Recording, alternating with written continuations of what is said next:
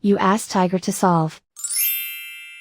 This deals with linear equations with one unknown.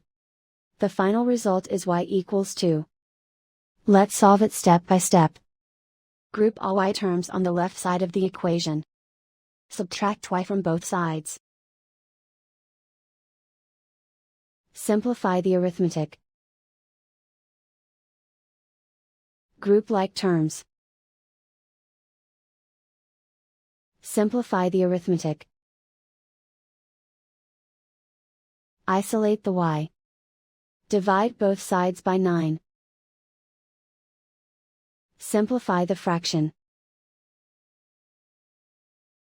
Find the greatest common factor of the numerator and denominator. Factor out and cancel the greatest common factor. And so the final result is y equals 2.